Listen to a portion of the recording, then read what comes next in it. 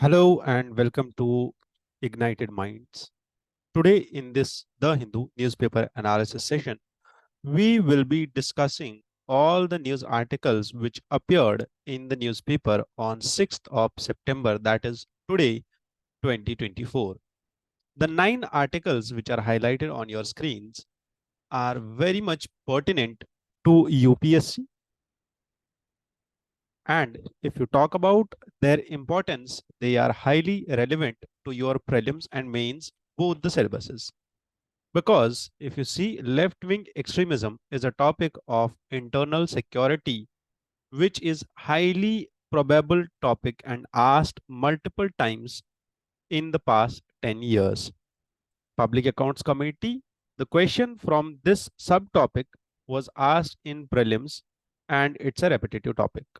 India Singapore relations in terms of emerging economy and semiconductors, because there are two things involved in India and Singapore relations.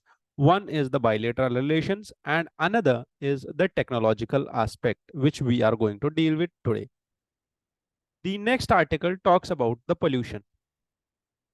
The pollution of Delhi being one of the top 10 cities, highly polluted cities, or you can say one of the top 5 highly polluted cities in the world, has come up with a new action plan to be implemented in this winter.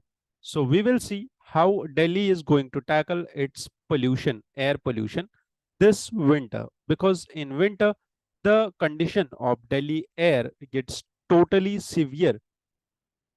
Moving on, we will also discuss a critical topic which was asked in mains multiple times in past 10 years, which is about the food security, about which it was said that if uh, central government releases 1 rupee of subsidy, only 10 paisa or 20 paisa reaches the consumer because of the subsidy leakages. We will see how subsidy leakages are getting decreased, and the tightening of and the surveillance and transparency in public distribution system has brought in measures with which we were able to control the subsidy leakages.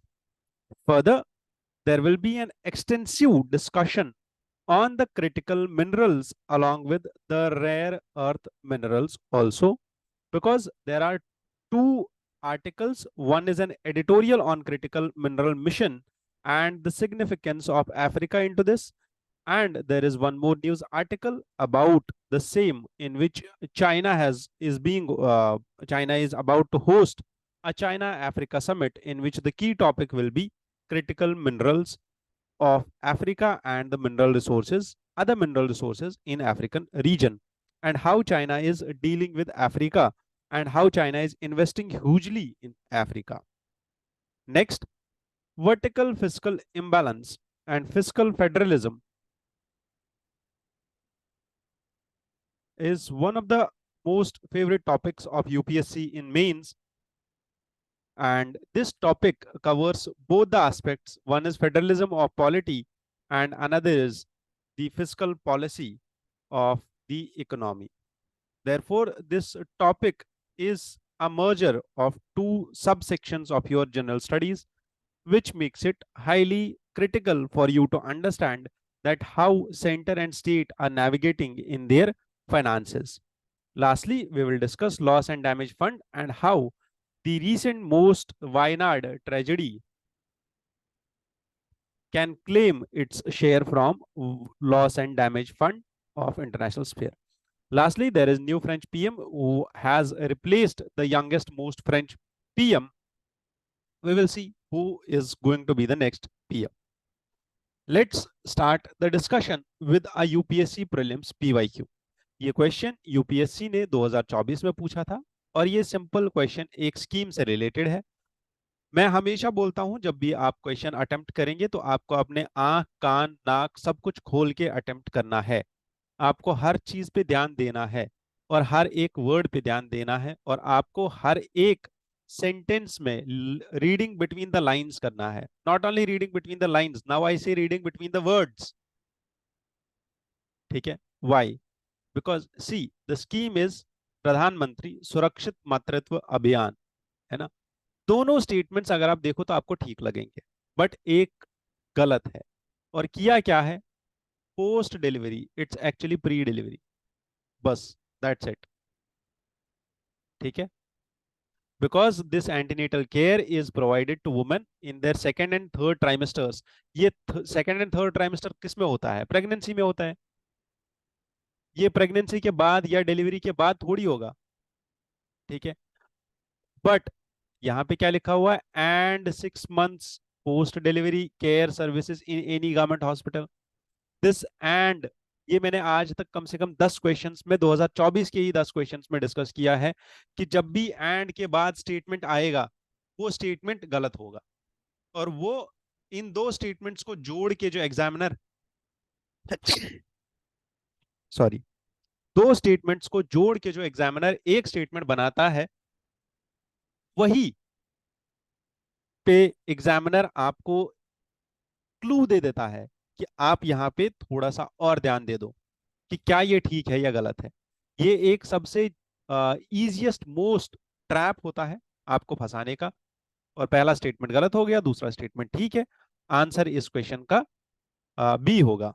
ठीक है, that is two only is correct. अब ये question बना कैसे, तो 26 जून, ये 16 जून 2024 को UPSC का प्रीलिम्स था, और 31 जनवरी 2024 को हमारी प्रेसिडेंट मिस मुर्मू ने ये हिंदू एडिटोरियल में कवर किया गया था कि उनका एक इंटरव्यू में उन्होंने बोला था that India is one of the fastest growing major economy, जहां पे 100% इंस्टीट्यूशनल डिलीवरीज हो रही है अंडर पीएम सुरक्षित मातृत्व अभियान। ठीक है, ये न्यूज आई थी, हिंदू के आर्टिकल में आई थी, 31 जनवरी 2024 को आई थी, और 16 जून 2024 को ये चीज आपके पेपर में आ गई। इसके साथ जब से ये लॉन्च हुआ है, ठीक है, पीएम मातृत्व सुरक्षा अभियान, जब से ये लॉन्च हुआ है तब से बहुत बार न्यूज में रहा है। बट इस पर्टिकुलर एमसीक्यू का मेन इन्फ्लुएंस कहां से आया था, कौन सी न्यूज से ये बना था, वो ये है। क्लियर। इसकी अगर आप एक्सप्लेनेशन देखना चाहो तो आप देख सकते हो, एक्सप्लेनेशन में साफ लिखा हुआ है that it is only for the pregnant woman. ठीक है, डिलीवरी के बाद अलग केयर होता है, दैट इज समथिंग डिफरेंट। हाँ, यहाँ पे हमें बस अपने आप को यहीं तक रेलिवेंट रखना है, क्योंकि मैं और ज्यादा डिस्कशन करूंगा तो न्यूज रह जाएगी, फिर पीवाईक्यू डिस्कशन होगा। ठीक है, क्लियर। अंडरस्टूड क्वेश्चन कैसे बनता है और क्वेश्चन को कैसे सॉल्व किया जाता है, समझ में आ गया। चलो आगे। Now this question, this first topic is about Naxalism and how Naxalism is a menace. क्योंकि यहाँ पे दो टर्म्स है जो इस न्यूज आर्टिकल से मैं डिस्कस करना चाहता हूँ। One is grey hounds. Grey hound is an anti Naxal force जो तेलंगाना पुलिस ने बनाया था। याद रह गया, grey hounds is an anti Naxal force जो तेलंगाना पुलिस ने बनाया था, और उन्होंने अभी ये गन फाइट में कुछ लोगों को मार दिया जो माओइस्ट लोग थे। ठीक है, जो एक्सट्रीमिस्ट थे, जो लेफ्ट विंग एक्सट्रीमिज्म से रिलेटेड थे, मार दिया, खत्म कहानी। हमें ग्रे हाउंड्स याद रखना है, ग्रे हाउंड्स कौन है। ठीक है, एक चीज। दूसरी, अब आप बोलोगे ग्रे हाउंड्स तो बहुत पहले बन गया, नहीं, यहाँ पे न्यूज में पहले आया ना। अभी ये देखा आर्टिकल, ये 2016, 2022, 2022, ठीक है, इतना पुराना न्यूज है। बट जब भी ये दोबारा से न्यूज में आ गया 2024 में, तो क्वेश्चन बन गया। वैसे ही जो भी चीज न्यूज आर्टिकल में आती है, क्योंकि एग्जामिनर आपका स्कीम पे जाके उसके लॉन्च डेट पे जाके क्वेश्चन नहीं बनाता है, वो क्वेश्चन बनाता है आपके न्यूज़पेपर से, द हिंदू के न्यूज़पेपर से क्वेश्चन बनाता है। ठीक है, क्लियर कट। ग्रे हाउंड्स क्या है, तेलंगाना की पुलिस ने एंटी नक्सल फोर्स बनाया हुआ है जिसका नाम है ग्रे हाउंड्स। क्लियर कट, याद रह गया। Next, they have footholds in Karakagudem. Karakagudem एक क्या है, रीजन है, ये फॉरेस्ट एरिया है। ये फॉरेस्ट एरिया कहाँ पे है, ये तेलंगाना में ही है। ठीक है, ये भी क्लियर, समझ में आ गया, खत्म। ये दो चीजें हमें याद रखनी है, और इसके साथ हमें क्या याद रखना है कि लेफ्ट विंग एक्सट्रीमिज्म से इन्फ्लुएंस्ड हमारे कितने स्टेट्स है, और कितने अफेक्टेड स्टेट्स है, हाईली अफेक्टेड, और कितने मॉडरेटली अफेक्टेड स्टेट्स है। तो अगर आप यहाँ पे मैप देख पाओ, तो left wing extremism there are around 20 districts जो हाईली अफेक्टेड है, जो रेड कॉरिडोर के अंदर आ रहे हैं। ये इससे पहले बहुत ज्यादा थे, 106 थे, और उसके बाद थोड़े कम होते गए और अभी worst affected, there are 44 districts which are worst affected. ये पुराना डेटा है, ठीक है। इसके साथ साथ आपको ये भी देखना है दैट लेफ्ट विंग एक्सट्रीमिज्म के फैक्टर्स क्या क्या है, रीजंस क्या क्या है, और ओरिजिन कहाँ से हुआ। Factors which are responsible for the growth of Naxalism are first marginalization of minorities and backward castes, because अगर आप देखो इसका ओरिजिन नक्सलबारी मूवमेंट से हुआ। नक्सलबारी मूवमेंट क्यों हुई थी? Because this was the movement which was against the landlords, सबसे पहली चीज, ठीक है। This was the rebellion against local landlords. क्यों हुआ था? Because of the extremism, because of the operation against these people, ठीक है। जो नक्सलाइट्स के ऊपर ऑपरेशन कर रहे थे ये सब लोग, उसकी वजह से इन्होंने यहाँ पे लैंडलॉर्ड्स के अगेंस्ट में जाके रेबेलियन स्टार्ट कर दिया। और उस रेबेलियन के चलते फिर जब लैंड रिफॉर्म्स आ गए through first constitutional amendment act, वो लैंड रिफॉर्म्स ग्राउंड लेवल पे इंप्लीमेंट ना हो पाए, और जब वो इंप्लीमेंट ही नहीं हुए तो उसकी वजह से नक्सलिज्म और नक्सलाइट्स के अंदर और ज्यादा गिरना पैदा हो गई, और ज्यादा उन्होंने वायलेंस का सपोर्ट करना स्टार्ट कर दिया। यहीं पे लिखा हुआ है the dynamics of Maoist insurgency. Basically main reason जो यहाँ पे लिखा हुआ है that they glorify the violence, ठीक है। Next is the incomplete understanding of Maoist ideology, because they believe in the ideology of Mao Zedong, ठीक है, चाइना का Mao Zedong, and he believes in communism, and they too want to establish a communist state, ठीक है। However, in order to establish this communist state, what they are pursuing is to capture the state power.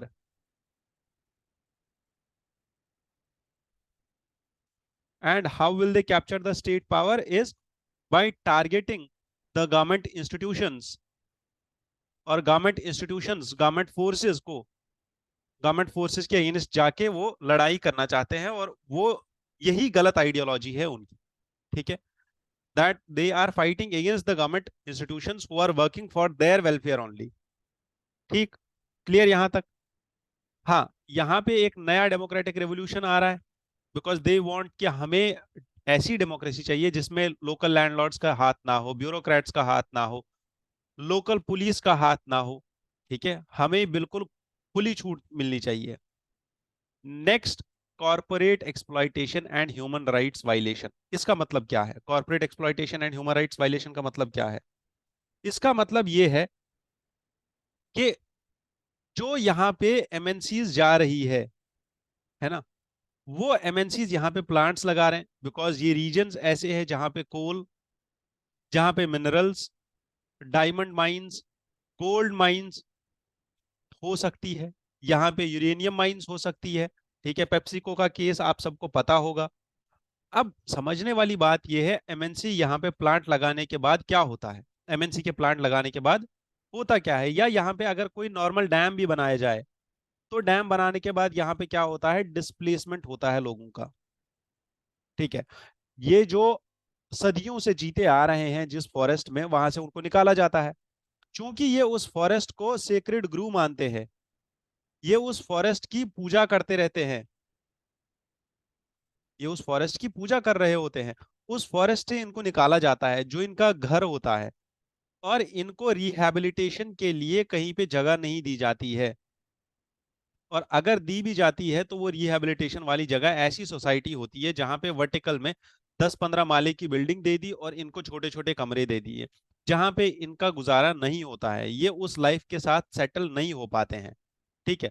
Rehabilitate अगर इनको कर भी दिया तो they have their own sort of life style, वो वहीं पे रहना चाहते हैं। और वहीं पे अगर अब एमएनसी यहाँ पे आती भी है और इन लोगों को एम्प्लॉयमेंट भी मिल जाता है, इन लोगों को रोजगार भी मिल जाता है, but still human rights violation हो जाता है इन लोगों के साथ, ठीक है।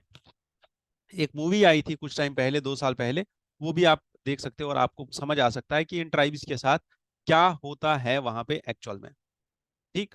And there is lot of absence of governance, जिसकी वजह से ये चीज अभी भी चल रही है, ठीक है। हावेवर, हमारी स्टेट गवर्नमेंट ने, हमारे नेशनल लेवल गवर्नमेंट ने, सेंट्रल गवर्नमेंट ने बहुत सारे इनिशिएटिव्स लिए हैं to tackle the menace of Naxalism. और भी कुछ यहाँ पे रीजंस दिए हुए हैं, फैक्टर्स दिए हुए हैं, जैसे नेचुरल रिसोर्सेज का एक्सप्लॉइटेशन, बेसिक सर्विसेज और एजुकेशन नहीं है, इंडोक्ट्रिनेशन है और रेडिकलाइजेशन है।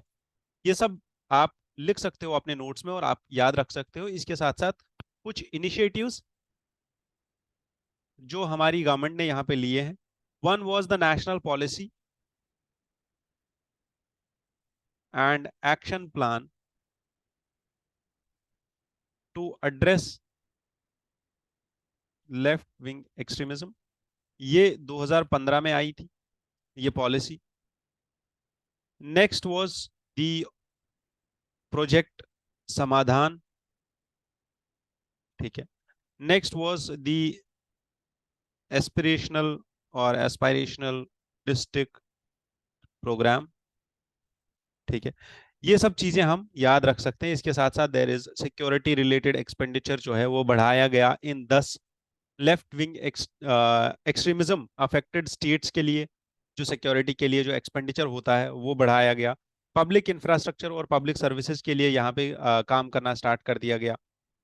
फोर्टिफाइड पुलिस स्टेशन यहाँ पे बनाए गए। और अगर आप देखो तो यहाँ पे अगर हम कर सकते हैं अभी कुछ जो हम वे फॉरवर्ड में लिख सकते हैं यहाँ पे, the way forward for this menace would be that we can work for a rationalization of surrender policy, ठीक है। And we can empower and make local peace ambassadors, like जो वहाँ के लोकल लोग होंगे, जैसे गांव में कोई ऐसा इंसान होता है जिसकी सब मानते हैं, ठीक है। सब लोग उसकी मानते हैं, सब लोग उसकी इज्जत करते हैं, ये लेफ्ट विंग एक्सट्रीमिस्ट्स भी उसकी इज्जत करते हैं, ठीक है। तो उसको हमने लोकल पीस एम्बेसडर बना दिया और वो उनसे भी बात करेगा, हमसे भी बात करेगा और वो लोकल लेवल पे पीस एस्टैब्लिश करेगा, ठीक है।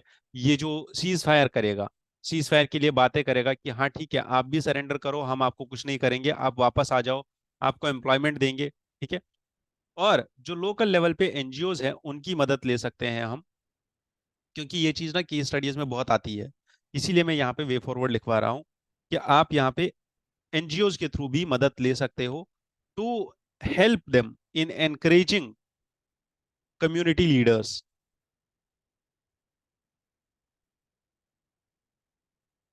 ठीक है।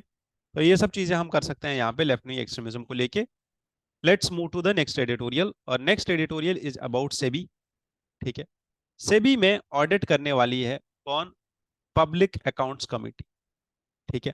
और ये पब्लिक अकाउंट्स कमेटी और भी बहुत सारी रेगुलेटरी बॉडीज का ऑडिट करेगी।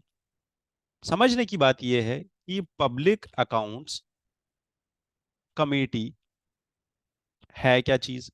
देखो, आपको हर एक न्यूज़पेपर क्या करेगा, वो आपको न्यूज़पेपर छोड़ के सब कुछ सिखाएगा, क्योंकि वो लोग बहुत जल्दी में होते हैं, ठीक है।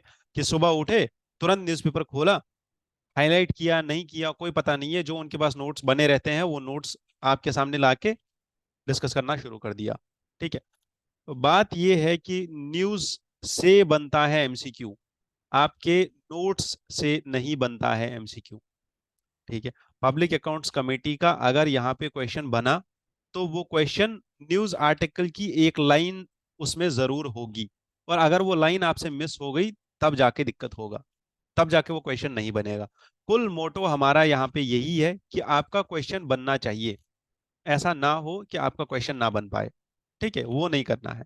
पब्लिक अकाउंट्स कमेटी यहाँ पे, इसको हेड कौन कर रहा है? कांग्रेस का लीडर, लोकसभा के एमपी जिनका नाम है केसी वेणुगोपाल, ठीक है। क्लियर कट बात है, कोई दिक्कत नहीं है, कांग्रेस अपोजिशन पार्टी में है और एमपी है, ये लोकसभा के एमपी है, मिनिस्टर नहीं है। पब्लिक अकाउंट्स कमेटी के जो हेड है वो मिनिस्टर नहीं हो सकते हैं, और इसके मेंबर भी मिनिस्टर नहीं हो सकते हैं, ठीक है, because minister belongs to executive. Now understand, they will hold a performance review of regulatory bodies which are established by the act of parliament. तो किस बॉडी का ये ऑडिट कर सकता है पब्लिक अकाउंट्स कमेटी? किस बॉडी का ऑडिट कर सकती है? Which is established by act of parliament. मैंने आपको पहले भी दिखाया है, ठीक है, कि कैसे क्वेश्चन बनता है, कहाँ से? न्यूज़पेपर से। अभी इसी वीडियो में स्टार्टिंग में जो एमसीक्यू डिस्कस किया उसमें भी दिखाया मैंने कि न्यूज से बनता है एमसीक्यू, ठीक है। तो पहली चीज हमने क्या सीखी? That it is established bye an act of parliament. कोई भी ऐसी बॉडी हो, रेगुलेटरी बॉडी हो, जो स्टैट्यूटरी बॉडी हो, उसी का ऑडिट करेगी कौन? Public accounts committee. Public accounts committee क्या क्या चेक कर सकती है, क्या क्या ऑडिट कर सकती है? ये fees, tariff, user charges which are levied at public infrastructure, जैसे एयरपोर्ट।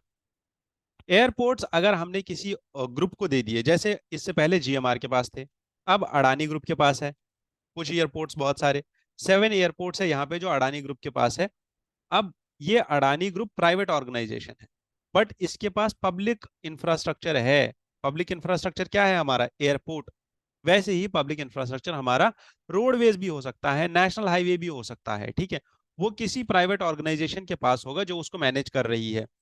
उस चीज को, उस पे ऑडिट बिठाने के लिए या उसका ऑडिट करने के लिए पीएसी इज एलिजिबल। पीएसी उसका ऑडिट कर सकती है, ठीक है। यहां तक समझ में आ गया? तो क्या कर सकती है ये? Public infrastructure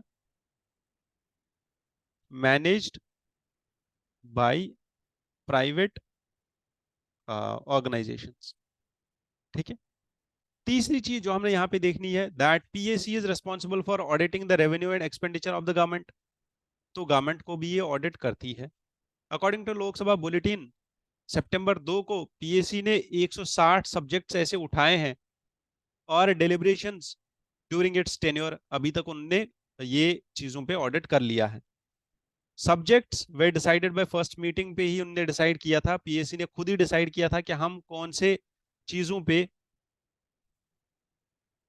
decision about subjects of audit, ये इसको कोई बताएगा नहीं कि आप इसको ऑडिट करो, इसको ऑडिट करो, इसको ऑडिट करो। हाँ, लोकसभा बता सकती है, ठीक है, बट ये खुद से लाइक सुओ मोटो कॉग्निजेंस लेके भी ये कुछ कर सकती है। जैसे किसी सब्जेक्ट को खुद ही ऑडिट कर लेगी सुओ मोटो कॉग्निजेंस के अंदर। जैसे इनने बताया यहाँ पे 5 सब्जेक्ट्स ऐसे हैं जिनका पीएससी ने खुद ही उठा के रिव्यू करना स्टार्ट कर दिया है। जैसे इसमें एक सब्जेक्ट है performance review of regulatory bodies which are established by the act of parliament. Levy and regulation fees, ये पब्लिक इंफ्रास्ट्रक्चर का, जो भी एयरपोर्ट्स है उनका जिन वहां पे जितना भी टैरिफ, यूजर चार्जेस लग रहे हैं उसके ऊपर वो भी उसको भी ऑडिट करेंगे, वो सब चीजें। Several regulatory bodies can be reviewed under the first subject including SEBI, try. किसी भी रेगुलेटरी बॉडी को यहाँ पे कर सकती है ऑडिट, ठीक है। क्लियर कट समझ में आ गया? क्योंकि सेबी के लिए अभी हमने देखा जो मेन कंट्रोवर्सी थी, इसी चैनल पे वीडियो आया हुआ है हिंडनबर्ग रिसर्च के ऊपर। पूरा मैंने केस एक्सप्लेन किया हुआ है। हिंडनबर्ग और जो माधवी बक और दावल बक का केस है, वो पूरा मैंने एक्सप्लेन किया हुआ है कि मॉरिशस में उनका कैसे इन्वेस्टमेंट था, फिर उनने सिंगापुर में कैसे फर्म खोली, फिर उसका लिंक इंडिया में मुंबई बेस्ड फर्म के साथ कैसा था। कम से कम 13 यहाँ पे फंड्स है जो इन्वॉल्व है, 13 यहाँ पे कंपनीज है जो इन्वॉल्व है, जिनमें बहुत सारा इन्वेस्टमेंट हुआ है, रीराउटिंग हुई है। तो वो सारी चीजें मैंने उस वीडियो में एक्सप्लेन की है, आप जाके वो वीडियो देख सकते हो। इसके बाद अडानी साइफनिंग स्कैंडल पे भी ये लोग देखेंगे। अब हमें समझना है कुछ और चीजें। PAC is one of the oldest parliamentary committee which has its roots in financial committee. Financial committee बनी थी 1921 में। 1921 में मॉन्टेग क्लेम्सफोर्ड रिफॉर्म्स आए थे, उसके अंदर बनी थी एक फाइनेंशियल कमिटी। फाइनेंशियल कमिटी बाद में बन गई पब्लिक अकाउंट्स कमिटी, ठीक है। समझ में आ गया? बट यहाँ पे एक चीज है जो मैं यहाँ पे आपको सिखाना चाहता हूँ। ये जो फाइनेंशियल कमिटी यहाँ पे लिखी हुई है ना, ये लक्ष्मीकांत में नहीं लिखी हुई है, ये किसी भी एनसीईआरटी में भी नहीं लिखी हुई है, ये बस आपको न्यूज़पेपर में मिल रही है। इसीलिए न्यूज़पेपर से फिर कल को क्वेश्चन बन जाते हैं। और आपको पता है जब तक इस न्यूज़पेपर पे रिसर्च नहीं होगा अच्छे से, ये पॉइंट्स उड़ जाते हैं, हवा में उड़ जाते हैं, ठीक है। So one of it was the first and original committee form to counter the government of the day. Second, it has a far greater ambit than any government related parliamentary standing committee. Like public accounts committee का जो scope है वो बाकी सारी standing committees से बड़ा है, चाहे वो एथिक्स कमेटी हो, चाहे वो पार्लियामेंट्री स्टैंडिंग कमिटीज में और भी कमिटीज आती है, एस्टिमेट्स कमेटी आती है और बिजनेस कमेटी आती है, बाकी सारी कमिटीज आती है, उन सब से बड़ा स्कोप अगर किसी का है तो वो पब्लिक अकाउंट्स कमेटी का है। ठीक है। एंड यहाँ पे पब्लिक अकाउंट्स कमेटी का जो मेंटर होता है, जो इसको गाइड होता है, फिलोसोफर होता है, फ्रेंड होता है, दैट इज कैग। ठीक है। CAG is known as the friend and philosopher of, friend and guide of public accounts committee. ठीक है, यहां तक समझ में आ गया public accounts committee. Parliamentary committees में सबसे important committees are financial committees. Financial committees में तीन कमेटी आती है। One is public accounts committee, estimates committee and public sector undertaking committee. तीन कमिटीज हैं financial committees. Public accounts committee 1921 में बनी थी, ये हमने देख लिया। 1919 के रिफॉर्म्स जो आए थे, मॉन्टेक्लेम्सफोर्ड रिफॉर्म्स, ये मॉन्टफोर्ड रिफॉर्म्स जिनको हम बोलते हैं, उसके अंदर ये बनाई गई थी सबसे पहले। अभी पब्लिक अकाउंट्स कमेटी जो बनाई जाती है ये हर साल बनाई जाती है, और ये किस एक्ट या किस सेक्शन या किस आर्टिकल के अंदर बनाई जाती है? तो it is actually rules of procedure and conduct of business of Lok Sabha, rule 308, इसके अंदर पब्लिक अकाउंट्स कमेटी बनाई जाती है। इसके चेयरमैन को अपॉइंट करने के लिए कौन होता है? इसके चेयरमैन को अपॉइंट करता है स्पीकर। स्पीकर खुद इसका चेयरमैन नहीं होता है, इसका चेयरमैन यूजुअली अपोजिशन से ही आता है। पब्लिक अकाउंट्स कमेटी में अभी 22 मेंबर्स होते हैं, जिसमें से 15 मेंबर्स आते हैं लोकसभा से और 7 मेंबर्स आते हैं राज्यसभा से। ठीक है। एंड इसका टर्म 1 ईयर का होता है ओनली। तो हर साल पब्लिक अकाउंट्स कमेटी बनाई जाती है नई। इसका पर्पस क्या होता है हमने देख लिया, इसका पर्पस। इसकी फंक्शंस क्या होती है वो भी हमने देख ली। और ये क्या काम करती है? Apart from the reports of CAG on appropriation account of the government, ये कमेटी एक तो कैग के रिपोर्ट्स को भी एग्जामाइन करती है, और उसके बाद बाकी सारे रिपोर्ट्स जो कैग के आते हैं, रेवेन्यू रिसीट, एक्सपेंडिचर, मिनिस्ट्रीज, इसके ऊपर जितने भी रिपोर्ट्स आते हैं कैग के, उनको भी एग्जामाइन करती है। ठीक है, क्लियर कट समझ में आ गई public accounts committee. Let's move to next editorial. This editorial is about India and Singapore relations. ठीक है। इंडिया एंड सिंगापुर रिलेशंस को समझने के लिए हमें यह समझना होगा कि इंडिया एंड सिंगापुर रिलेशंस कहां से स्टार्ट होते हैं। ठीक है। ये 1819 की बात है। चोला एम्पायर, आपको पता है चोला एम्पायर्स ने परमानेंट सेटलमेंट लेके आए थे। कहां पे? चोलास का जो परमानेंट सेटलमेंट था, ये इंडिया एंड सिंगापुर के रिलेशंस को स्टार्ट करता है यहां से 1819 से। ठीक है। तो अब पहले ये समझते हैं कि आज की न्यूज किस रिलेटेड है। आज की न्यूज में मोदी जी गए हैं कहां पे? सिंगापुर। कल हमने देखा था मोदी जी का जो साउथ ईस्ट एशिया का विजिट है, ये 2 हफ्तों का विजिट है। पहले मोदी जी ब्रूने गए और अब वो सिंगापुर में है। अब उनने सिंगापुर में जाके क्या बोला है कि सिंगापुर हमारे एक्ट ईस्ट पॉलिसी के लिए बहुत ही इंपॉर्टेंट पिलर है। ठीक। सिंगापुरियन काउंटर पार्ट यहाँ पे जो मोदी जी के साथ थे, लॉरेंस वोंग, उन्होंने भी बोला है that we are about to sign की एमओयूज। कितने एमओयू साइन किए हमने? 4 एमओयू साइन किए हैं। ठीक है। और मोदी जी ने यह भी बोला है, क्यों मैं इतना बोल रहा हूं? क्योंकि ये जो स्टेटमेंट्स होते हैं ना, ये स्टेटमेंट्स आपका रेडीमेड इंट्रोडक्शन होता है। ठीक है। आप इन स्टेटमेंट्स को डायरेक्ट यूज कर सकते हो एज आपका introduction. Singapore is not just a partner country for India, Singapore is an inspiration for all developing countries. We want to create many Singapores in India. This is what Modi ji has said. ठीक है। अब समझने की बात यह है, अगर हमने ये चीज समझ ली कि ये हमारा इंट्रोडक्शन है, तो हमारा इंट्रोडक्शन कितना ही ब्यूटीफुल हो जाएगा हमारे आंसर में। He also announced that the first Thiruvallavur Cultural Center of India will soon open in Singapore। तो सबसे पहली चीज है जो हम यहाँ पे खोल रहे हैं, दैट इज थिरुवल्लवूर कल्चरल सेंटर। ठीक है। ये कहाँ पे होगा? ये सिंगापुर, इंडिया सिंगापुर में ये बना रहा है। क्लियर? समझ में आ गया? अब इसके बाद मोदी जी ने एक और चीज हाईलाइट की है, दैट इज सुभाष चंद्र बोस जी और उनका आजाद हिंद फौज, जो ethnic district of little India जो है, लिटिल इंडिया एक डिस्ट्रिक्ट है सिंगापुर में, और वो एथनिक डिस्ट्रिक्ट है सिंगापुर का, वहां पे उन्होंने स्टार्ट किया था क्या, आजाद हिंद फौज। ठीक है। अब इतनी ज्यादा इंपॉर्टेंस है, मैंने बोला चोला पीरियड से इंपॉर्टेंस है, चोला से लेके थिरुवल्लभुर से लेके आजाद हिंद फौज, ये सारी चीजें इंपॉर्टेंट है, और करंट डायमेंशन में हमारा एक्ट ईस्ट पॉलिसी के लिए सिंगापुर इंपॉर्टेंट है। ये तो इसका हो गया सिग्निफिकेंस।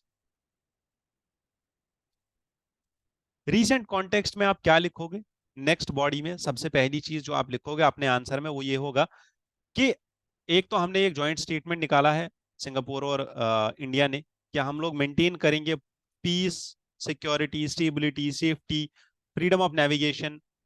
फ्रीडम ऑफ नेविगेशन क्यों बोल रहे हैं साउथ चाइना सी में, बताओ, अगर किसी के पास आइडिया है तो कमेंट सेक्शन में बताओ क्यों ऐसा बोल रहे हैं। क्योंकि चाइना का इन्फ्लुएंस बढ़ रहा है यहाँ पे। तो अब हमने जो एमओयू साइन किए है, पहला एमओयू हमने सेमीकंडक्टर्स पे साइन किया है। ठीक है। और इसमें प्रधानमंत्री मोदी जी और जो minister of trade and industry है उन्होंने साइन किया है वहां पे, और हमारी तरफ से अश्विनी वैष्णव जी थे। ठीक है, मिनिस्ट्री ऑफ मेटी के जो मिनिस्टर है वो। पहला एमओयू हमने साइन किया है सेमीकंडक्टर्स के ऊपर। दूसरा एमओयू हमने साइन किया है to leverage the complementary strength of semiconductor industry and build resilience in semiconductor supply chain. ठीक है। एक और एमओयू हमने साइन किया है और हमने इनको बुलाया है सेमीकॉन इंडिया एग्जीबिशन में। अब सेमीकॉन इंडिया एग्जीबिशन कहाँ पे होने वाला है, यूपी में होने वाला है। कब होने वाला है, सितंबर 11 और 13 को, 11 से लेके 11, 12 और 13 सितंबर को Semicon exhibition, Semicon India exhibition होने वाला है यूपी में, और इसमें हमने इनको बुलाया है। ठीक है। एमओयू हमने एक और साइन किया है डिजिटल लिंकेज के ऊपर, will help in cyber security and digital public infrastructure. और एमओयू ऑन हेल्थ हमने साइन किया है। And fourth MOU is on skill development. तो चार चीजें हमने यहाँ पे एमओयूज साइन किए हैं। कौन कौन सा, पहला है सेमीकंडक्टर, दूसरा है डिजिटल लिंकेज, तीसरा है हेल्थ, एंड चौथा है स्किल्स। ठीक है, चार एमओयूज यहाँ पे साइन हुए हैं। बाकी जो प्रीलिम्स एस्पेक्ट के रिलेटेड न्यूज़ है वो भी मैंने आपको बता दी है। मेंस में हम क्या क्या पॉइंट्स लिख सकते हैं ये भी मैंने आपको बता दिया है। चलिए आगे चलते हैं। विंटर एक्शन प्लान दिल्ली का, बस हमें ये समझना है विंटर एक्शन प्लान दिल्ली का है क्या। Winter action plan work from home policy, ban on vehicles in pollution hotspots and environment minister का ये प्लान है कि हम लोग क्या करेंगे दिल्ली में, क्योंकि दिल्ली में पोल्यूशन बहुत ज़्यादा हो जाता है विंटर में। तो इसीलिए विंटर के पोल्यूशन को कम करने के लिए हम लोग क्या करेंगे, सबसे पहली चीज़ वर्क फ्रॉम होम पॉलिसी लेके आएंगे, ताकि लोग अपने घरों में बैठे, ज़्यादा ट्रैफिक ना हो, ज़्यादा ट्रैफिक नहीं होगा तो लोगों को कम दिक्कतें होंगी, पोल्यूशन कम होगा। इसके साथ साथ जहां जहां पे हॉटस्पॉट है पोल्यूशन का, वहां वहां पे व्हीकल्स को बैन कर देंगे। इससे पहले दिल्ली में 15 पॉइंट प्लान चलता था जिसमें ऑडियन पॉलिसी बाकी सारी चीजें होती थी, बट अब 21 पॉइंट प्लान होगा जिसमें ये सारी नई नई चीजें अडॉप्ट की जाएंगी। हमें बस इतना समझना है विंटर एक्शन प्लान है क्या, बस। विंटर एक्शन प्लान कहाँ लेके आए हैं, दिल्ली में लेके आए हैं। करेंगे क्या, पोल्यूशन के लिए है ये। पोल्यूशन के लिए सबसे इंपॉर्टेंट चीज यहाँ पे जो डिस्कस की जा रही है वो है आर्टिफिशियल रेन। आर्टिफिशियल रेन करने से क्या होगा, जो सस्पेंडेड पार्टिकल्स होते हैं एयर में, जिसकी वजह से पोल्यूशन होता है, जिसको हम पार्टिकुलेट मैटर बोलते हैं, PM2.5 और PM10, है ना, ये सब रेन की वजह से नीचे जमीन पे गिर जाएगा और हवा में नहीं रहेगा, हवा आपकी क्लीन रहेगी। This is the prime agenda जो दिल्ली गवर्नमेंट यहाँ पे फॉलो करेगी, कि विंटर में रेन्स करेगी, आर्टिफिशियल रेन्स यहाँ पे की जाएंगी। ठीक है। आर्टिफिशियल रेन में सबसे पहला पॉइंट आपको याद रखना है कि यहाँ पे क्या किया जाता है, क्लाउड सीडिंग की जाती है। और क्लाउड सीडिंग में क्या किया जाता है, सबसे इंपॉर्टेंट चीज जो आई गेस एक आपको हाइग्रोस्कोपिक पार्टिकल होता है, हाइग्रोस्कोपिक एलिमेंट्स होते हैं, हाइग्रोस्कोपिक डस्ट पार्टिकल्स होते हैं जिसके अराउंड जो वाटर वेपर होता है हवा में, वो कंडेंस हो जाता है और वो वाटर वेपर रेन में कन्वर्ट हो जाता है, रेन ड्रॉपलेट्स में कन्वर्ट हो जाता है और वो गिर जाता है। बट इसमें क्लाउड सीडिंग में सबसे इंपॉर्टेंट चीज है, या आर्टिफिशियल रेन में सबसे इंपॉर्टेंट चीज है कि क्लाउड्स का प्रेजेंस होना। ये क्लाउड्स का प्रेजेंस होना चाहिए उस पर्टिकुलर रीजन के ऊपर, देन ओनली आप ये जो है अ, यहाँ पे क्लाउड सीडिंग कर सकते हो। ठीक है, clear? This will be the first time that we will monitor the pollution hotspots through our drones. तो यहाँ पे ड्रोन्स की भी मदद ली जाएगी और आर्टिफिशियल रेन किया जाएगा और हरित रत्न पुरस्कार मिल जाएगा। That is the award for the agencies and companies that will go the extra mile to contain the emissions. ठीक है, जैसे कुछ कुछ कंपनीज, फॉर एग्जांपल अगर कोई कंपनी ऐसी है जहां से पोल्यूशन बहुत ज्यादा निकलता है, जैसे मैं आपको एक सिंपल एग्जांपल देता हूँ। कोई इंडस्ट्री है जो सीमेंट बना रही है, ठीक है। अब सीमेंट बनाने वाली इंडस्ट्री से डस्ट बहुत ज्यादा निकलता है, ठीक है। मान लो एक इंडस्ट्री है जिसका नाम है एबीसी, और इन्होंने एक काम किया, ये सीमेंट बनाती है, और इनने एक काम किया कि इनने एक मशीन खरीद ली, और इस मशीन की वजह से ये जो डस्ट है, ये इस डस्ट को हवा में फैलने से रोक देते हैं। जैसे इन्होंने फॉर एग्जांपल नेट भी लगा लिया, और ये मशीन जो है कंटिन्यूअसली स्प्रे कर रही है पानी, और उस पानी को रिसाइकल करके फिर दोबारा स्प्रे करती है, फिर फिल्टर करके फिर स्प्रे करती है। इसलिए कंटिन्यूअसली स्प्रे करती है ताकि ये जो डस्ट है ये वापस नीचे जमीन पे गिर जाए, हवा में ना जाए। ठीक है, ऐसे ऐसे इनिशिएटिव्स लेने के लिए इन कंपनीज को जो है अवार्ड दिया जाएगा, जिसका नाम होगा हरित रत्न पुरस्कार।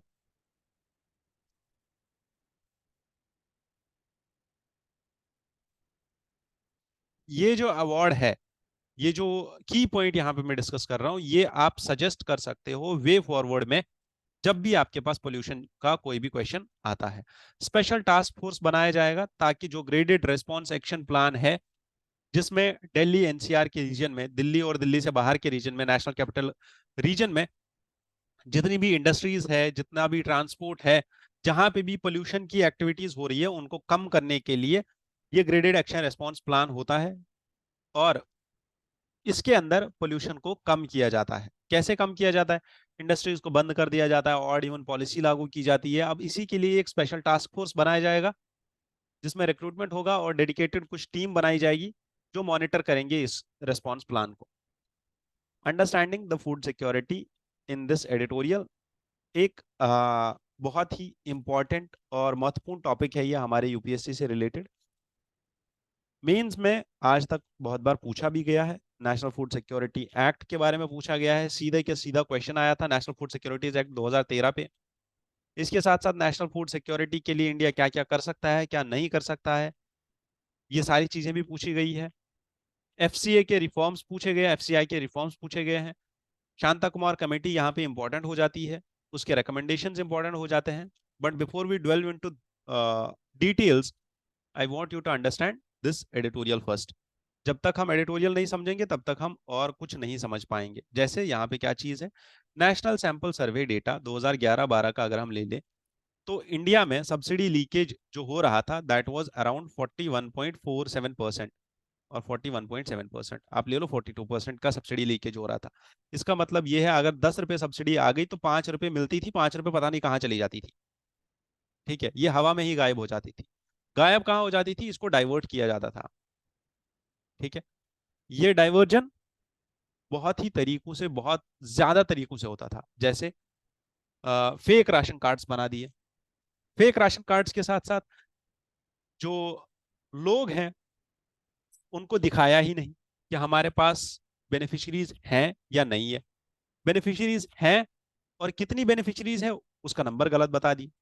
ठीक है, और जितना भी यहाँ पे खाना बचता था नेशनल फूड सिक्योरिटीज एक्ट के अंदर जो आने वाला खाना था, not national food securities act, PDS के अंदर जो आने वाला खाना था, वो डाइवर्ट हो जाता था। जैसे चावल ब्लैक मार्केट में चले गए, गेहूं ब्लैक मार्केट में चला गया, आटा ब्लैक मार्केट में चला गया, कैरोसिन का ऑयल ब्लैक मार्केट में चला गया। तो ये सब चीजें जो है प्रॉब्लम क्रिएट कर रही थी सब्सिडी लीकेज को लेके। इसी में जो ऑथर है वो एक डेटा देते हैं हमें, डेटा स्टेट्स के रिलेटेड देते हैं कि पीडीएस में जितने भी रिफॉर्म्स आए हैं 2004 से लेके 2011 तक, और अर्ली परफॉर्मिंग स्टेट्स जो थे, इन्होंने मैक्सिमम लेवल तक सब्सिडी लीकेज को रोक दिया। जैसे बिहार ने 91% लीकेज हो रहा था, इसको कम करके 24% कर दिया। ये चीजें 2011 में हो गई थी। ठीक है, समझो इस चीज को। ऑथर यहाँ पे क्या बोल रही है? ऑथर बोल रही है कि ये सब रिफॉर्म्स हमने 2011-12 तक लेके आ गए थे, है ना। और इन्हीं रिफॉर्म्स को और ज्यादा स्ट्रिक्ट करने के लिए NFSA, national food securities act 2013 लेके आ गए। और ये इसलिए लेके आ गए कि जो बाकी सारे स्टेट्स हैं वो भी अच्छा काम कर ले यहाँ पे। नेशनल सैंपल सर्वे की रिपोर्ट जो कि 2022-23 के साथ इन्होंने मैच की है, जो अभी रिपोर्ट आई थी, हाउस होल्ड कंजप्शन एक्सपेंडिचर सर्वे 2022-23, HCES, ये जो रिपोर्ट है इसके बारे में यूपीएससी ने भी एक क्वेश्चन पूछा है recently. I do not remember 2023 में पूछा था या 24 में पूछा था, बट एक क्वेश्चन आया था सैंपल सर्वे के ऊपर। अंडरस्टैंड, ये एक ऐसी पहली लार्ज स्केल नेशनल रिप्रेजेंटेटिव सर्वे है which talks about the implementation of national food security act 2013। ठीक है, ये एक ऐसी सर्वे है जो सजेस्ट कर रही है हमें कि पीडीएस लीकेजेस, ठीक है, वो कम हो गई है। और अब अगर हो रही है तो 41% से लेके डिक्रीज होके अराउंड 22% लीकेज अभी भी है हमारी सब्सिडीज को लेके। ठीक है, ये 2022-23 की बात है। Now we need to understand the data and methodology of this sample survey. PDS leakage क्यों हो रहा है? PDS leakage refers to the proportion of PDS, rice and wheat, which is released by Food Corporation of India. Food Corporation of India, FCI, खाना या food grains जैसे wheat, grains and rice supply करती है, allocate करती है states को। State से ये जाता है FRP, fair price shops, FPR, fair price shops, and जो आपके राशन घाट्स होते हैं वहां पे चला जाता है। ठीक है, यहाँ पे जाने के बाद ये बेनिफिशियरीज को मिलता है। ठीक है, अब समझना ये है स्टेट्स की ये रेस्पॉन्सिबिलिटी है डिस्ट्रीब्यूशन की। एफसीआई की रेस्पॉन्सिबिलिटी है स्टेट्स को एलोकेट करना और डिस्ट्रीब्यूट करना। स्टेट और सेंटर दोनों यहाँ पे काम कर रहे हैं। एफसीआई सेंट्रल गवर्नमेंट की एक एजेंसी है। समझने की बात यह है, यहां से लेके यहां तक बहुत स्टेप्स आते हैं जहां पे लीकेज होती है। जैसे स्टेट लेवल पे ही सबसे ऊपर लेवल पे कुछ फूड ग्रेन्स इसमें से निकाल के ब्लैक मार्केट में चले जाते हैं, बेच दिए जाते हैं। फिर जब ये फेयर प्राइस शॉप पे चला जाता है खाना, उसके बाद बेनिफिशियरीज को नहीं मिलता, क्योंकि सारी की सारी बेनिफिशियरीज को खाना नहीं दिया जाता है। बोल बोल दिया जाता है कि हाँ ठीक है, खत्म हो गया, आपके लिए आया ही नहीं था, या कम आया था इस बार। 5 केजी अगर एलोकेट हो रहा है सबको, तो उनको बोल दिया नहीं, 4 ही केजी मिलेगा क्योंकि कम खाना आया था इस बार, कम फूड ग्रेन्स आए थे इस बार। ठीक है, या एक और चीज यहाँ पे होती है कि फेक राशन कार्ड्स बनाए जाते हैं। जो बेनिफिशरीज है ही नहीं उनके नाम पे ही खाना दिया जा रहा है, और वो दे के जाता कहाँ है? वो ब्लैक मार्केट में जाता है। ठीक है, leakages are estimated by matching the NSS data on household PDS purchases with the offtake data which is reported in monthly food grain bulletin of food ministry। ठीक है, अब इनने क्या किया है, जो फूड ग्रेन मिनिस्ट्री का डेटा है उस डेटा को और मंथली फूड ग्रेन बुलेटिन का जो डेटा है उसको मैच करके इन्होंने देखा पीडीएस के परचेजेस कितने हुए हैं अभी तक। ठीक है, और जब ये समझ में आ जाता है कि दोनों चीजों में डिफरेंस कितना है, तो हमें समझ में आ जाता है कि लीकेज कितना हुआ है। नाउ अगर आप बात करो अगस्त 2022 से लेके जुलाई 2023 तक की, तो पीडीएस राशन कार्ड होल्डर्स जितने भी थे, they were getting the grains 5 kg per capita per month for priority households and 35 kg per month for Antyodaya households. ठीक है, ये तो हमें पता है कि पीडीएस राशन कार्ड पे कितना खाना मिलता है, 5 kg और 35 kg मिलता है। इन एडिशन जो गरीब कल्याण योजना आई थी 2022 में, उसमें थोड़ा सा एक्स्ट्रा खाना मिल रहा था 5 kg, जो कि विदाउट चार्जेस मिल रहा था। ठीक है, now to arrive at the estimates which are presented here through NFSA matched with the HCES, PDS purchases of wheat and rice by households, whether they are paid or whether they are given freely, या बगैर पैसे के दिए जाते हैं। The mismatch between the purchases and the leakages is significant. अगर आप देखो तो जो यहाँ पे लीकेज दिखा रहे हैं या एडजस्टेड स्टेट कंट्रीब्यूशन दिखा रहे हैं, दैट इज अराउंड 20-21%. ठीक है, समझने की बात ये है यहाँ पे कि लीकेज अभी भी इनके हिसाब से 18.2% है. ठीक है, जो यहाँ पे 17.6% बताया जा रहा है जून जुलाई के मंथ का, और अगस्त जुलाई के मंथ का इज 18%. ठीक है, however, why should we underestimate this leakage? Because some states run an expanded PDS. कुछ स्टेट्स जो है FCI से खाना आने के बाद कुछ स्टेट लेवल पे भी FPS के थ्रू एडिशनल लेवल पे पल्सेस देते हैं, केरोसिन ऑयल देते हैं, शुगर देते हैं. वो सब चीजें यहाँ पे मिलती है, स्टेट्स के अपने बजट से मिलती है. जैसे छत्तीसगढ़ जो है, छत्तीसगढ़ ने फूड सिक्योरिटी एक्ट पास किया था 2012 में, जिसने बोला PDS is quasi universal using local procurement.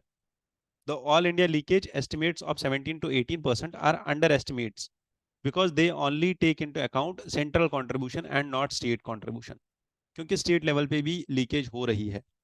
ठीक है, the impact of this leakage and impact of NFSA on PDS coverage will be that इसका जो स्पिल ओवर इफेक्ट होगा ना टू रिड्यूस द लीकेजेस, वो बहुत ज्यादा होगा. ठीक है, therefore in 2011-12 before NFSA less than 50% of the households had ration cards. ठीक है, जो मैंने अभी बोला कि फेक राशन कार्ड्स बना दिए, एक्चुअल लोगों का राशन कार्ड है ही नहीं. इंक्लूजन एंड एक्सक्लूजन एरर्स आ रहे हैं.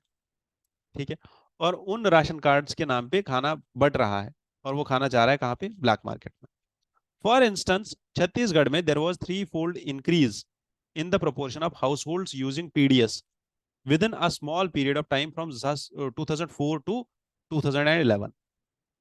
ठीक है, in spite of improvement in coverage, the center is falling short of the coverage mandated by NFSA, that is 50% of the rural population and 75% of the urban population. According to NFSA, central government has to cover or provide food grains to 50% of rural population and 75% of the urban population. ठीक है, but actual में इतना हो नहीं रहा है, actual में इतने लोगों को खाना मिल नहीं रहा है. ठीक है, why? Because of these leakages. ठीक है, इसीलिए यहाँ पे ऑथर यहाँ पे सजेस्ट कर रही है that we should first expand this net, जिसमें हम और लोगों को इंक्लूड करें. ठीक है, we should also check that who are fake ration cards, where is the leakage actually, जहां पे लीकेज है उन चीजों को टैप करें, उन पॉइंट्स को टैप करें. Plus PDS reforms which are undertaken by the early reforming states like doorstep delivery of food grains, digitization of records, deprivatizing the management of PDS outlets by handing them over to panchayats and self-help groups. These reforms were incorporated in NFSA 2013. ठीक है, तो ऐसे कुछ reforms है जो बाकी states में भी हमें प्रमोट करने चाहिए.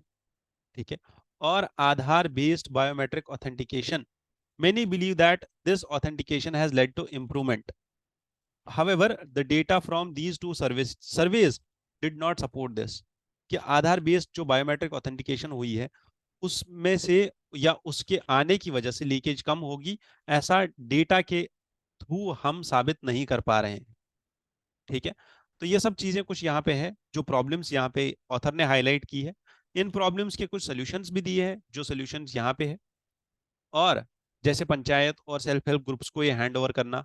ठीक है, तो ये सब चीजें हम इम्प्लीमेंट कर सकते हैं. The PDS is now a functional instrument of social policy guaranteeing a modicum of food security to many. और इसके साथ साथ NFSA के साथ साथ मनरेगा, ये दोनों चीजें ऐसी है जो अब कोर एसेंशियल हो गई है हमारे रूरल और अर्बन सेक्टर के लिए, जो लो स्टाटा है हमारा, जो पुअर स्टाटा है हमारा, उनके लिए. ठीक है, और यहाँ पे इनोवेशन की जरूरत है, लीकेजेस को खत्म करने की जरूरत है, and we need to channel the PDS. जो हम यहाँ पे एफर्ट्स लगा रहे हैं ना PDS को रिफॉर्म करने के लिए, उसके साथ साथ हमें जो ऑलरेडी डिलेड सेंसस है, जो 2021 में होने वाली थी सेंसस और डिले हो रही है, उसको भी ठीक करना होगा, क्योंकि वहां पे there is around exclusion of over 100 million people because of the delayed census. तो उसको भी करना पड़ेगा. This is what the author has said in this editorial. ठीक है, एडिटोरियल को हमने बहुत डिटेल में डिस्कस कर लिया. एनएफएसए को भी हमने डिस्कस कर लिया डिटेल में. समझते ये हैं कि कुछ यहाँ पे डेटा पॉइंट्स हैं जो हमें याद रखने हैं. जो एक्स्ट्रा डेटा पॉइंट्स है वो हमें याद रखने हैं. जैसे वर्ल्ड फूड प्रोग्राम के according there are 195 million people in India who are undernourished. Therefore, this is the importance. ये importance है एक efficient public distribution system की, कि इनके पास खाना ही नहीं है. 195 million people ऐसे हैं जिनके पास खाना ही नहीं है. 43% of children are chronically undernutrition.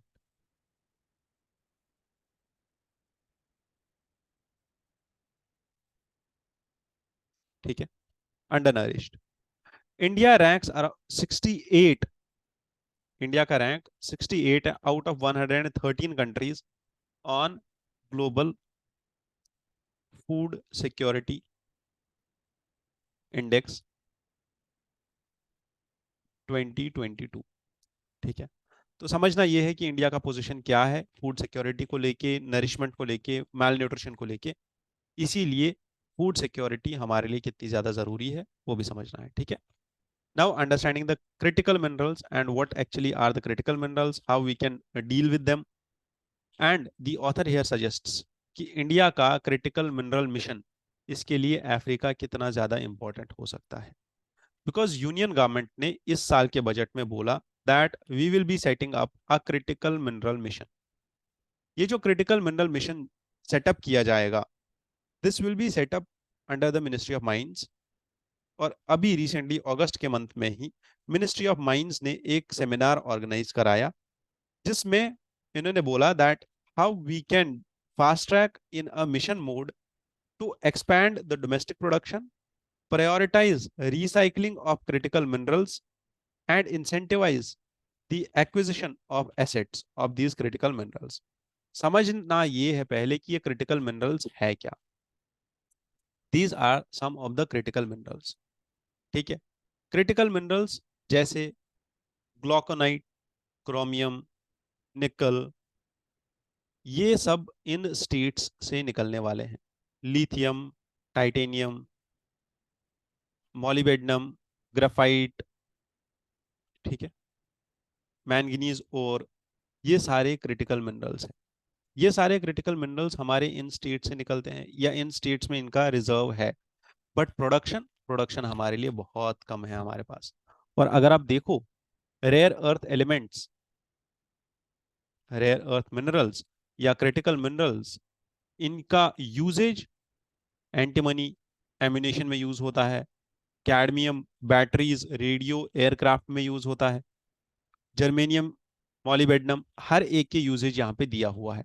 और ये सारी चीजें हमारी मॉडर्न डे इकोनॉमी के लिए बहुत ही ज्यादा इंपॉर्टेंट है. अब समझना ये भी है दैट क्रिटिकल मिनरल्स, इसके ऊपर हमारा डिपेंडेंस कितना ज्यादा हो रहा है अब, क्योंकि USA has classified around 35 minerals as critical minerals. ठीक है, why they are critical? Because they are essential for economic and national security, and they are in a vulnerable supply chain. क्यों? क्योंकि इनकी जो सप्लाई है वो पर्टिकुलर ऐसी countries से आ रही है जो कंट्रीज खुद केओस में है, जैसे south American countries, African countries, China. ठीक है, और सप्लाई चेन कभी भी डिसरप्ट हो सकता है इन मिनरल्स का. इसीलिए हर एक कंट्री को चाहिए, या जितनी भी डेवलपिंग कंट्रीज है, एस्पायरिंग कंट्रीज है, जैसे इंडिया, जैसे यूएसए, डेवलप्ड कंट्री, इनको चाहिए कि ये अपना खुद का सप्लाई चेन और अपना खुद का रेजिलियंस डेवलप करे इन क्रिटिकल मिनरल्स पे. इसीलिए इंडिया भी क्रिटिकल मिनरल मिशन लेके आ रहा है इसी साल. ठीक है, जो कि बजट में बात हुई है, अभी हमने देखा. अब ये जो क्रिटिकल मिनरल्स है ये कहाँ कहाँ पे यूज होते हैं? Telecommunication, electronics, energy, defence, aerospace and transportation. जैसे लिथियम बैटरीज के लिए, हीलियम एमआरआईज के लिए, यूरेनियम रेडिएशन थेरेपी के लिए, पोटाश फर्टिलाइजर के लिए, इंडियम एलसीडी स्क्रीन्स के लिए, स्ट्रॉन्टियम फायरवर्क्स के लिए। ये सारे मिनरल्स है, क्रिटिकल मिनरल्स है, ठीक है, which are present everywhere, we need them everywhere. जैसे यहाँ पे भी यूजेजेस लिखे हुए हैं इन सब के, ठीक है, क्लियर। अब समझना यह है कि इंडिया अगर ऐसा मिशन लेके आता है तो क्या हो सकता है, और इंडिया को ये मिशन क्यों लाना चाहिए, इंडिया को क्रिटिकल मिनरल्स पे, और वो भी अफ्रीका क्यों जाना चाहिए हमें क्रिटिकल मिनरल्स पे। ये देखो क्यों जाना चाहिए, क्योंकि चाइना चला गया है already. China is investing around $50 billion of funds in Africa. ये चाइना ने अभी बोला है, और ये समिट अभी होने वाली है, चाइना अफ्रीका समिट होने वाली है अभी, ठीक है। एंड 10 बिलियन जो यहाँ पे इन्वेस्टमेंट होगी, that will be Chinese firms यहाँ पे इन्वेस्ट करने वाले हैं, ठीक है। और 50 बिलियन का around $25 billion will be as a credit. तो चाइना यहाँ पे भी अपना क्या चला रहा है, चेक बुक डिप्लोमेसी, ठीक है। इजी लोन दे के उनको, हाई इंटरेस्ट पे सस्ता लोन और बहुत ज्यादा लोन दे के उनको ले लिया अपने अंदर, और फिर वहां पे अपना, अपने हिसाब से अपनी नेशनल इंटरेस्ट को फुलफिल करने के लिए काम करता है, ठीक है। नाउ अंडरस्टैंड, 50 लीडर्स आए थे यहाँ पे अफ्रीकन कंट्रीज के, और यूनाइटेड नेशंस के सेक्रेटरी जनरल एंटोनियो ग्यूटेरेस भी आए थे यहाँ पे चाइना अफ्रीका समिट में, ठीक। और इन्होंने चाइना अफ्रीका समिट में यहाँ पे जी जिनपिंग ने ये सारी चीजें बोली कि हम infrastructure, agriculture, mining, trade, energy, हर जगह पे इन्वेस्टमेंट करने वाले हैं, ठीक है। And he also promised to create at least 1 million jobs for Africa, ठीक है।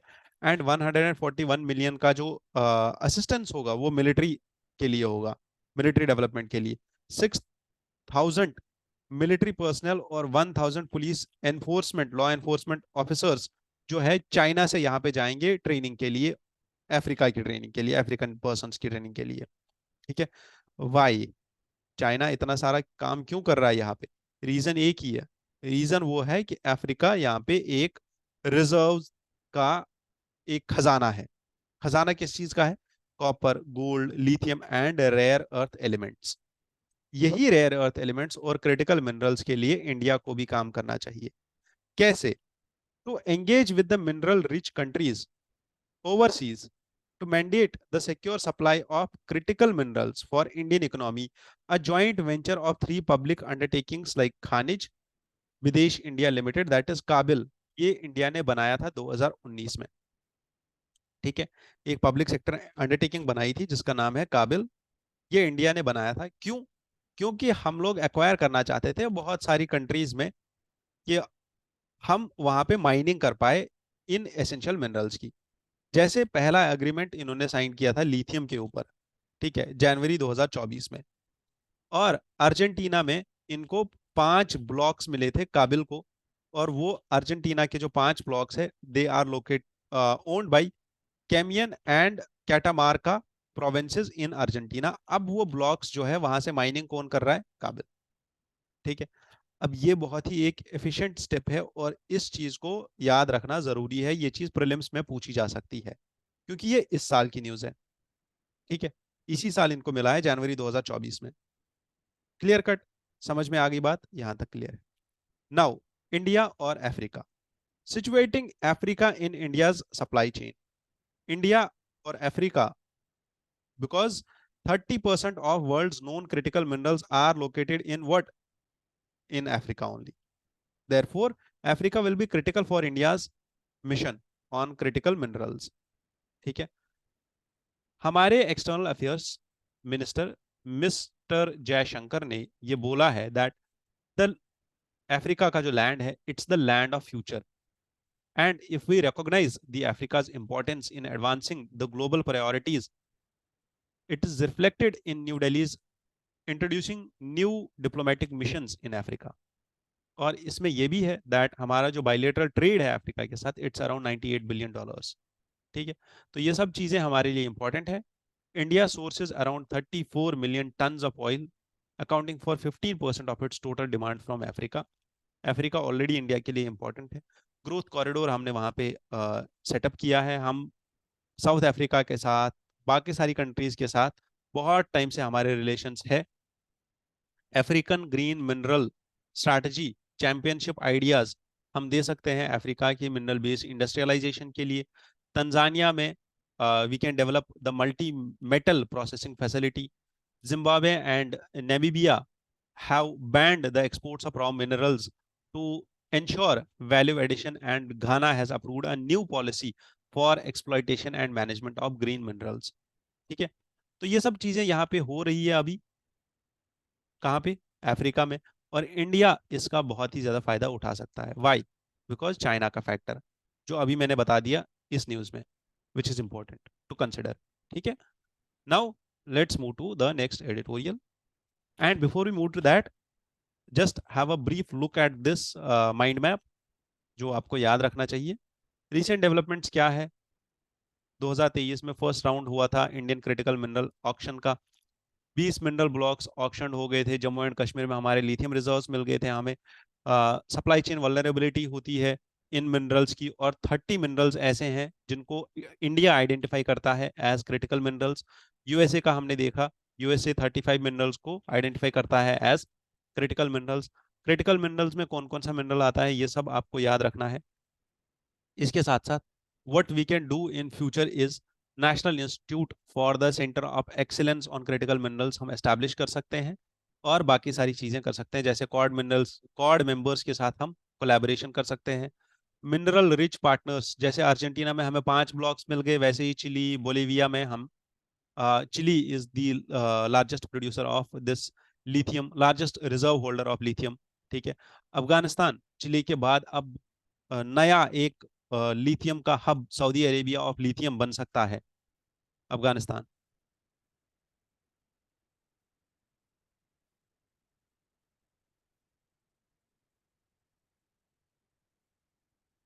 ये बन सकता है, ऐसा बहुत सारी न्यूज आर्टिकल्स में डिस्कस किया जा रहा है, वहां पे सर्वेज हो रही है।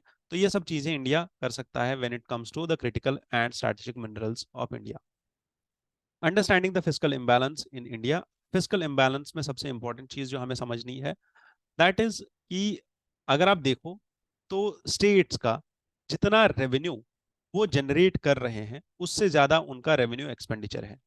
ठीक है, revenue receipt and revenue expenditure दोनों चीजों को समझना है।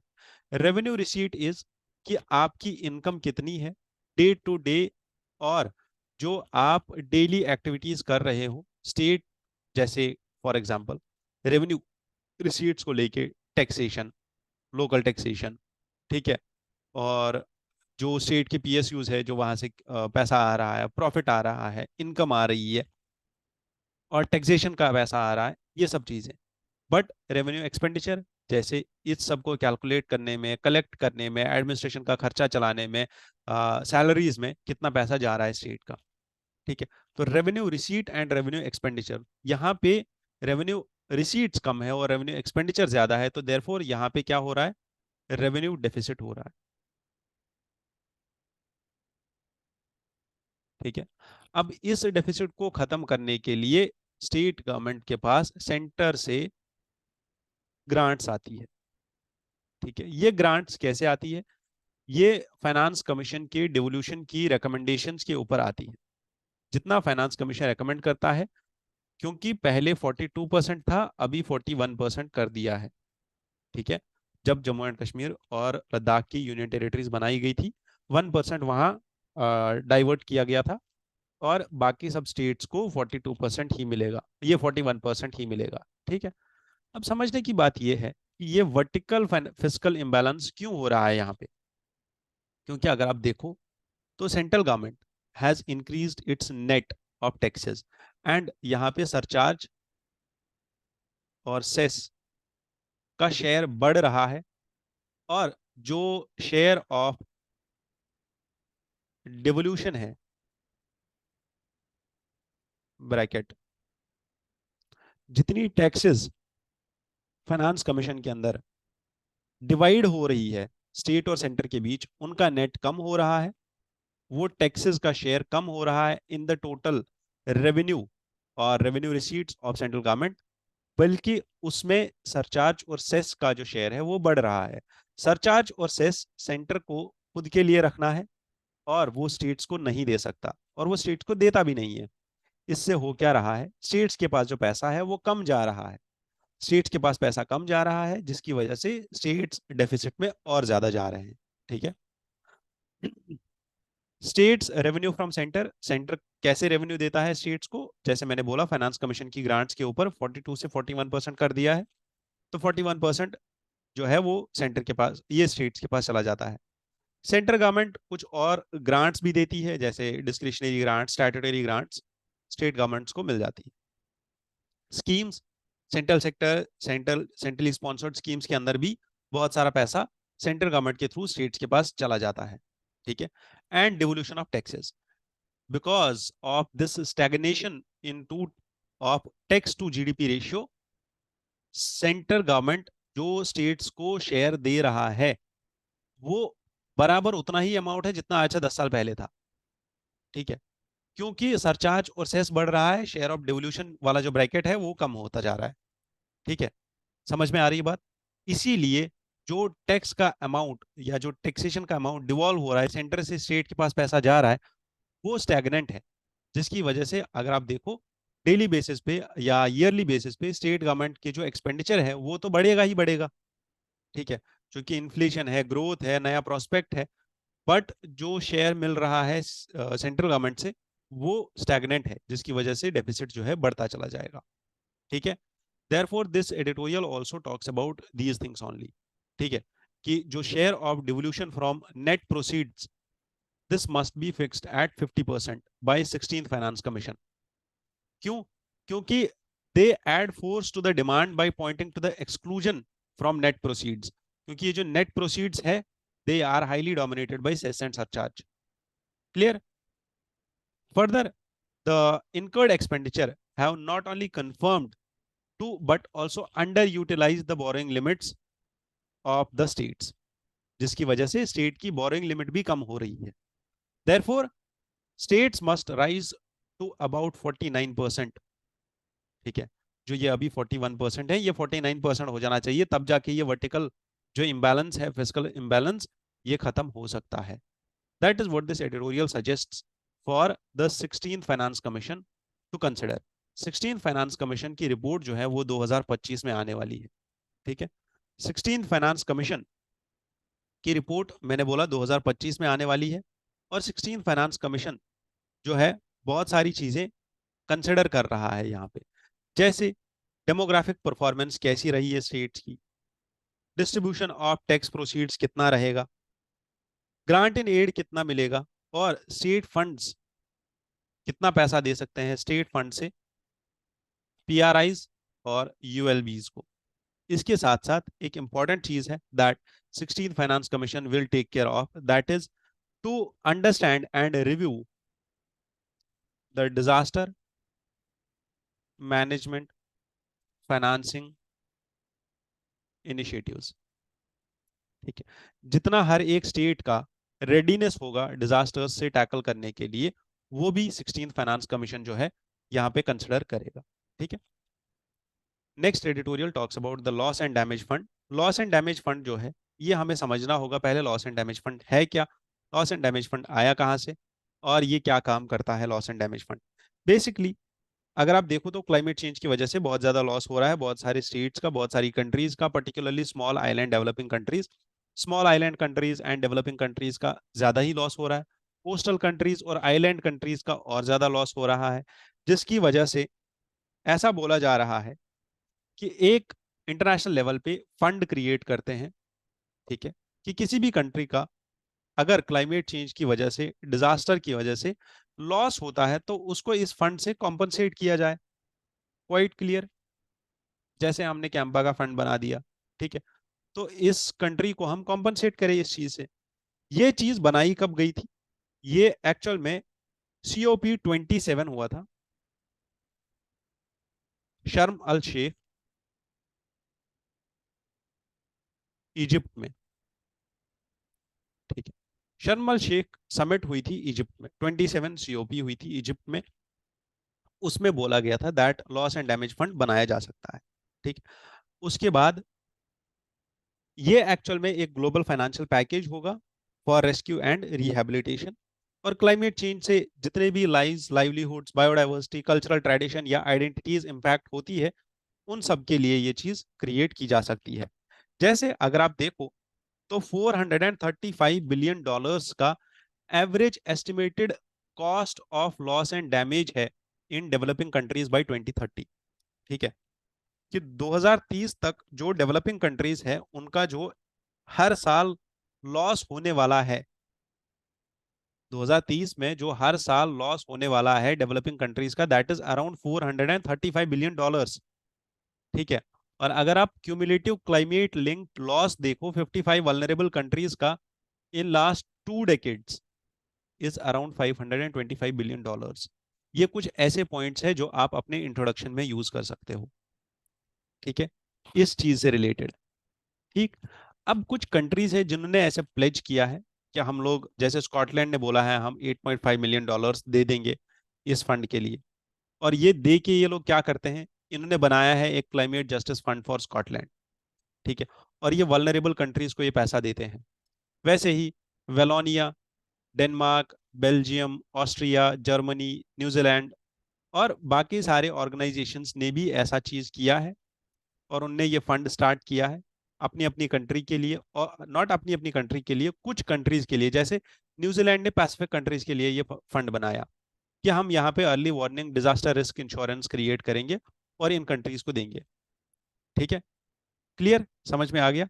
और ये फंड जो है हेल्प करेगा किन कंट्रीज का या किन रीजन्स का जहां पे डिजास्टर आता है। अब सेम चीज यहाँ पे डिस्कस की जा रही है कि क्या केरला गवर्नमेंट या केरला वायनाड डिस्ट्रिक्ट में जो ट्रेजेडी हुई जिसमें एक पूरे का पूरा गांव, 200 से ज्यादा जहां पे मौतें हुई, क्या ये चीज हम क्लेम कर सकते हैं यूनाइटेड नेशंस के लॉस एंड डैमेज, यूएनएफसीसी के लॉस एंड डैमेज फंड के अंदर, क्या वहां से इसको कंपनसेशन मिल सकता है या नहीं? तो यूएन का एफसीसी, वही मैंने बोला शर्म अल शेख 27 सीओपी, इजिप्ट में ये बनाया गया। किस लिए बनाया गया ये भी हमने डिस्कस कर लिया। हाँ, इंडिया का रोल क्या हो सकता है? India has suffered around $56 billion of damage from weather related disasters in just 4 years। ठीक है, इसके साथ India has also adopted the national climate action policy and its budget. और अब प्रॉब्लम यह है कि हमारी prioritisation on mitigating the climate related events has to be there, and within India there is an urgent need to have a clear legal and policy framework for climate finance। ठीक है, climate insurance, climate finance और climate loss. ठीक है, ये सब चीजों पे एक क्लियर कट पॉलिसी होनी चाहिए। The introduction of climate finance taxonomy in union budget 2024 has raised expectations of international climate finance. Union budget जो इस साल प्रेजेंट किया गया था 2024 में, इसमें ये चीज बोली गई थी कि क्लाइमेट फाइनेंसिंग के ऊपर काम किया जाएगा। और यही चीज ये एडिटोरियल भी हाईलाइट करता है कि शायद इसकी वजह से इंटरनेशनल लेवल पे भी हमारा रिकॉग्निशन हो कि क्लाइमेट फाइनेंस का यहाँ पे भी जो है डाइवर्जन हो, यहाँ पे भी क्लाइमेट फाइनेंस के नाम पे फंड्स मिलना स्टार्ट हो जाए।